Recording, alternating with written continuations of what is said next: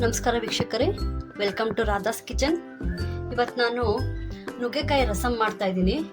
ನೋಡಿ, ಇಲ್ಲಿ ನಾನು 2 ನುಗ್ಗೆಕಾಯಿ ತೊಗೊಂಡಿದ್ದೀನಿ. ತುಂಬಾ ಚೆನ್ನಾಗಿರುತ್ತೆ ನುಗ್ಗೆಕಾಯಿ ರಸಮ್ಮು.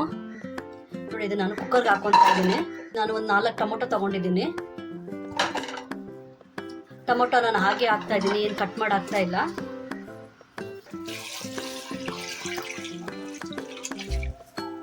ನೋಡಿ, ಇಲ್ಲಿ ನಾನು 2 ಗ್ಲಾಸ್ ಆಗುವಷ್ಟು ನೀರು ಹಾಕ್ಕೊಂಡಿದ್ದೀನಿ. ಇದಕ್ಕೆ ಬೇಳೆ ಗಿಳೆ ಏನು ಹಾಕ್ತಾ ಇಲ್ಲ. ನೋಡಿ, ನಾನು ಸ್ವಲ್ಪ ಅರಿಶಿನ ಪುಡಿ ಹಚ್ಚಿ. ನೋಡಿ, ಇವಾಗ ನುಗ್ಗೆಕಾಯಿ ಎಲ್ಲ ಚೆನ್ನಾಗಿ ಬೆಂದೋಗಿದೆ. ನಾನು ಇವಾಗ ಟೊಮೊಟೊ ಮಾತ್ರ ಮಿಕ್ಸಿಗೆ ಹಾಕೊತಾ ಇದ್ದೀನಿ. ನೋಡಿ, ಇವಾಗ ನುಗ್ಗೆಕಾಯಿನ ಈ ಥರ ಚೆನ್ನಾಗಿ ಮಸ್ತ್ಕೊಂಡ್ಬಿಡೋಣ. ನುಗ್ಗೆಕಾಯಿ ಎಲ್ಲ ಚೆನ್ನಾಗಿ ಸ್ಮ್ಯಾಶ್ ಆಗಿದೆ.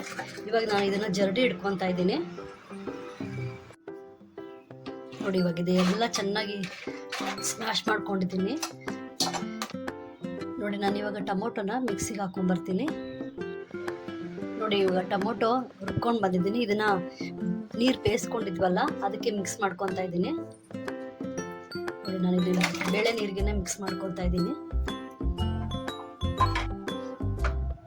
ಸ್ವಲ್ಪ ಆಯಿಲ್ ಹಾಕ್ಕೊತಾ ಇದ್ದೀನಿ. ನೋಡಿ, ನಾನಿಲ್ಲಿ ಸ್ವಲ್ಪ ಬೆಳ್ಳುಳ್ಳಿ, ಕೊತ್ತಂಬರಿ, ಕರಿಬೇವು ಸೊಪ್ಪನ್ನ ಚಚ್ಕೊಂಡಿದ್ದೀನಿ. ಅದನ್ನು ಕೂಡ ಹಾಕ್ತಾ ಇದ್ದೀನಿ.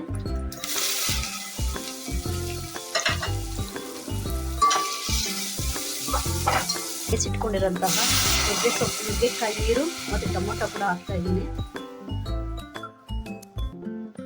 ನಿಂಬೆ ಗಾತ್ರದಷ್ಟು ಹುಣಸೆ ಹುಳಿ ಹಾಕ್ತಾ ಇದ್ದೀನಿ. 1 ಸ್ಪೂನ್ ಆಗೋಷ್ಟು ರಸಂ ಪುಡಿ ಹಾಕ್ತಾ ಇದ್ದೀನಿ. 1 ಸ್ಪೂನು ಉಪ್ಪು ಹಾಕ್ತಾ ಇದ್ದೀನಿ. ಇವಾಗ ಇದು ಒಂದು ಕುದಿ ಬಂದ ತಕ್ಷಣ ಆಫ್ ಮಾಡಿಬಿಡೋಣ. ರಸಮ್ನ ಜಾಸ್ತಿ ಕುದಿಸೋದು ಬೇಡ. ನೋಡಿ, ಲಾಸ್ಟಲ್ಲಿ ಸ್ವಲ್ಪ ಕೊತ್ತಂಬರಿ ಹಾಕ್ತಾ ಇದ್ದೀನಿ.